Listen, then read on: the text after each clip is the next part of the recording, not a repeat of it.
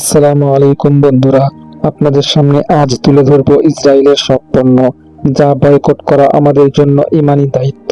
কারণ আমরা জানি এই ইসরায়েল নামক দেশটি একটি অমুসলিম দেশ। এটা জানা সত্ত্বেও যদি এগুলো ইসরায়েলি পণ্য বয়কট না করি তাহলে ঈমানের ওপর প্রভাব পড়বে, এটাই স্বাভাবিক। তাই এখন আমরা জানবো ইসরায়েলি পণ্য সম্পর্কে। কারণ আপনি এই ইসরায়েলি পণ্য যা কিনতেছেন তা 1 টাকার জিনিস হোক বা 2 টাকার, এগুলো সব টাকা ইসরায়েলে যাচ্ছে এবং তারা এই টাকা থেকে অস্ত্র কিনে আমাদের মুসলিম সমূহ দেশগুলোর উপর হামলা চালাচ্ছে। যার উদাহরণস্বরূপ কিছুদিন আগে এই ইসরায়েল ফিলিস্তিনের শিশু থেকে শুরু করে মহিলা বৃদ্ধ কাউকে ছাড় দেয়নি, সবাইকে এক প্রান্ত থেকে শেষ করে দিচ্ছে।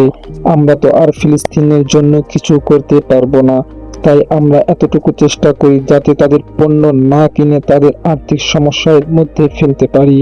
তাই এইটুকু যদি না করতে পারে তাহলে ভুলে যান আপনি একজন মুসলিম। বাংলাদেশে প্রায় বেশিরভাগ জিনিসই ইসরায়েলি পণ্য। বাংলাদেশে প্রায় 80% মার্কেটই তারা দখলে রেখেছে।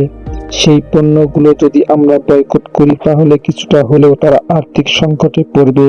প্রথমেই যদি আমরা দেখি বেশ জনপ্রিয় ইসরায়েলি পণ্য বাটা, এবং এই বাটার বদলে বিকল্প হিসেবে আমরা ব্যবহার করতে পারি আফজাল সুজ, এবং শ্যাম্পুর মধ্যে ইসরায়েলি পণ্য হচ্ছে ক্লিয়ার, সানসিল্ক ও ডাভ।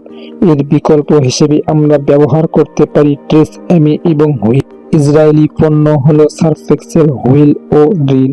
এর বিকল্প হিসেবে ব্যবহার করতে পারি সুপার এক্সেল ও তিব্বত, এবং আরও বেশ কিছু পণ্য যেমন Coca Cola, 7 up, Sprite, Pepsi, Mirinda, Mountain Dew, Fanta Kinley Fair and love, Pampers, mini noodles, Kurkure chips, Maggi noodles, Horlicks, Close Up ও Pepsodent, Dettol, Vaseline, Lifebuoy, Dove সাবান, হুইল সাবান, লাক্স সাবান, Dove shampoo, Nivea Clear, bKash, Bata, Nokia, Tang ইত্যাদি সহ আরও অসংখ্য পণ্যের মাধ্যমে ইসরায়েল আমাদের থেকে কোটি কোটি ডলার কামিয়ে নিচ্ছে।